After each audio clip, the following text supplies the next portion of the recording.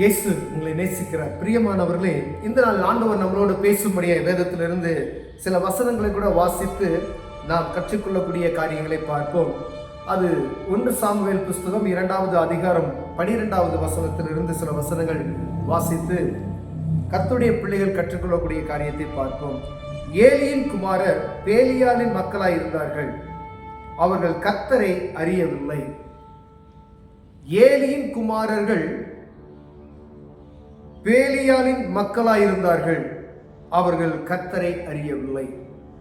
பிரியமானவர்களே, ஏலி இஸ்ரவேல் தேசத்தினுடைய ஆசாரியராக இருக்கிறார். ஆனால் ஏலியின் குமாரர்கள் பேலியால் மக்களாய் இருந்தார்கள், அவர்கள் கர்த்தரை அறியவில்லை என்று வேதம் சொல்லுகிறது. பிரியமானவர்களே, ஒரு இரட்சிப்பின் அபிஷேகத்தை பெற்றுக்கொண்டு ஆண்டவருடைய வார்த்தைக்கு நேராய் கீழ்ப்படிந்து நடக்கிற ஒரு விசுவாசியாக இருந்தாலும் சரி, கர்த்தருடைய ஊழியத்தை செய்கிறவர்களாகவும் இருந்தாலும் சரி, அவர்களுக்கு தான் அதிக பாடுகளும் நிந்தைகளும் வருகிறதே என்று நாம் அறிந்திருக்கிறோம். கர்த்தருடைய பிள்ளைகள் ஊழியம் செய்கிறவர்களுக்கு தான் என்ன செய்வாங்க, நெருக்கம். அவங்களுடைய பிள்ளைகளை பிசாசு என்ன செய்வான், எப்பொழுதும் அவங்களை டிஸ்டர்ப் பண்ணிக்கிட்டே இருப்பான். ஆனால் வேதத்தில் பாருங்க, ஆனால் எவ்வளோ அது ஒருவேளை பேலியாட்களின் மக்களாக இருந்தார்கள், துன்மார்க்கமான நண்பர்கள், அவர்கள் கர்த்தரை அறியாது இருந்தார்கள் என்று வேதம் சொல்லுகிறது. இவருடைய பின்னிலைமையை நாம் பார்க்கும் பொழுது அவர்கள் யுத்தத்தில் குத்துண்டு செத்தார்கள் என்று நாம் பார்க்கிறோம். ஆனால் ஏலி அவருடைய பிள்ளைகள் கர்த்தரை அறியவில்லை என்பதற்கு ஆண்டவர்கள் எழுதி வைத்ததுக்கு ஒரு நோக்கம். அப்படியானால் கர்த்தருடைய ஊழியத்தை செய்கிறோம், நம்ம சுவிசேஷத்தை பிள்ளைகளுக்கு எப்படியாவது சொல்லிக் கொடுத்து விடணும். அது என்னைக்கு நாளும் கிரியேட் செய்யும். இதனுடைய நிலைமை, ஏலியின் பிள்ளைகள் இறந்து போயிடுறாங்க, ஆனா கர்த்தரை அறியவில்லை என்று வேதம் சொல்லுகிறது. நீங்க விசுவாசியா இருக்கலாம், ஊழியக்காரர்களா இருக்கலாம், ஊழியம் செய்யலாம், ஆனா உங்க பிள்ளைகளுக்காக நீங்க ஜெபம் பண்ணுவதில் எப்பொழுதும் கருத்துள்ளவர்களாய் காணப்படும்படி ஆண்டவர் அழைக்கிறார். பிரியமானவர்களே, ஊழியம் செய்வது முக்கியமானது. ஆனா உங்க பிள்ளைகளை நம்ம திருத்த முடியாது, ஆனா அவங்களுக்காக நம்ம ஜெபிக்க முடியும். கணவன் மனைவியாய் தேவ சமூகத்தில் அவர்களுக்காய் ஜெபிக்கும் பொழுது ஆண்டவர் ஒரு நாள் அற்புதம் செய்ய வல்லமையாக இருக்கிறார். ஏலியின் குடும்பத்தினுடைய பிள்ளைகளுக்கு நடந்ததை நடக்காமல் நம்மளால் தடுக்க முடியும். ஏன்னா எவனை விழுங்கலாம் என்று கெர்ச்சிக்கிற சிங்கம் போல பிசாசா அவன் சுற்றி திரிகிறான்.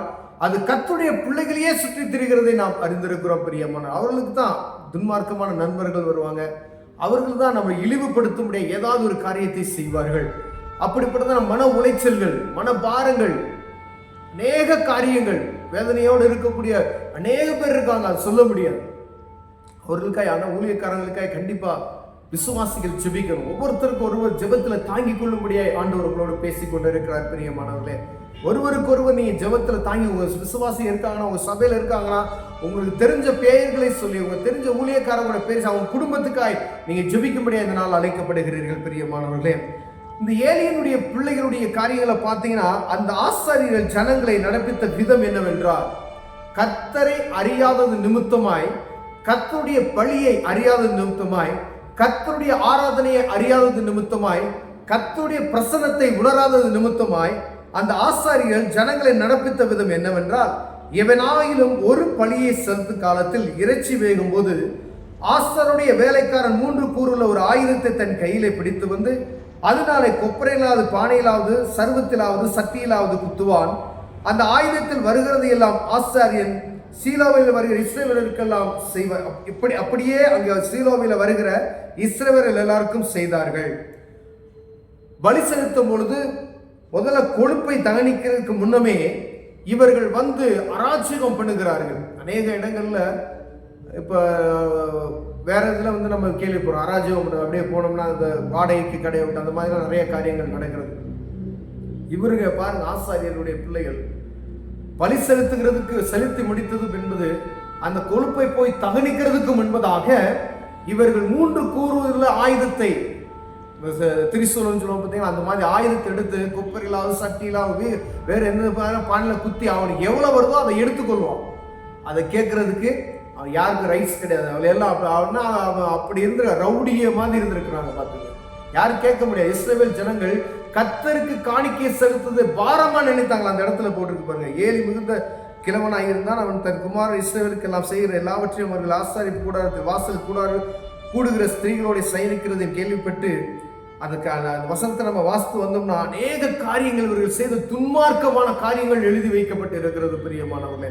இப்போ ஆண்டவருடைய பிள்ளைகளாகிய இந்த இஸ்ரவேல் ஜனங்களுக்கு ஆண்டவர் வழிநடத்தி வந்த விதத்தை அறியாதபடிக்கு இவர்கள் சொல்லிக் கொடுக்கவில்லை. நம்ம இப்பெல்லாம் சண்டே கிளாஸ் இருக்கு, ஒருவேளை சண்டே கிளாஸ்ல பிள்ளைகளுடைய எல்லா காரியங்களையும் சொல்லிக் கொடுக்குறோம். ஆனால் ஒருவேளை சிறு பிள்ளைகளிருந்தே கர்த்தருடைய வார்த்தையை சொல்லிக் கொடுக்காம விட்டுட்டோம் அப்படின்னா கொஞ்சம் ரொம்ப கஷ்டப்படணும். அதனால கரெக்டாக சண்டே கிளாஸ்க்கு அனுப்புங்க பிள்ளைகளை. அவங்களுக்கு அவங்க கொடுக்குற சத்தியம் அருமையானதாக இருக்கும் பிரியமானவர்களே. ஒருவேளை ஊழியக்காரர் இருக்கும்போது அவங்களுக்காக நம்ம ஜெபிக்குவதற்கு நாம் இந்த நாள் அழைக்கப்படுகிறோம். அந்த வசனத்தை நம்ம பூராம வாசித்தோம் அப்படின்னு சொன்னா இவருடைய பாவங்கள் அநேக காரியங்களை, துன்மார்க்கமான காரியங்களை இந்த ஏலியின் மக்கள் செய்து வந்ததை நாம் பார்க்கிறோம் பிரியமானவர்களே.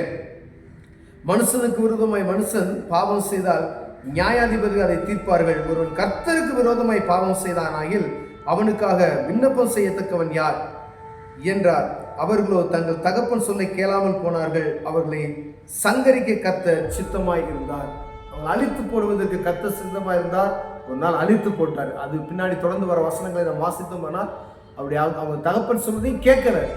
இப்போ ஒரு குறிப்பிட்ட காலத்துக்கு தான் நம்ம அந்த கரெக்டான முறையில் நம்ம சொல்லி கொடுத்துடணும். அதுக்கு மேலே அவங்களுக்கு சொல்ல முடியாது. அந்த சிறு பிள்ளையில 5 விளையாதது 50 விளையுமா அப்படின்றது மாதிரி நம்ம சின்ன பிள்ளையிலே அந்த வசனத்தை போதித்து விட்டோமானால் அது ஒரு நாள் கிரீச்சி. கர்த்தருடைய வசனம், கர்த்தருடைய வார்த்தை ஒரு நாளும் வீணாய் போகாது, வெறுமையாய் திரும்பி வராது என்பதை நாம் அறிந்திருக்கிறோம் பிரியமானவர்களே.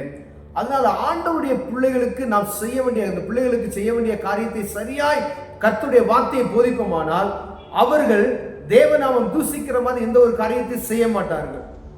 நான் தேவ சமூகத்துல ஆண்டவரே ஊழியக்காரருடைய பிள்ளைகளுக்காய், விசுவாசுடைய பிள்ளைகளுக்காய் கண்டிப்பா ஜெபிக்கும்படி அந்த நாள் அழைக்கப்படுகிறோம்.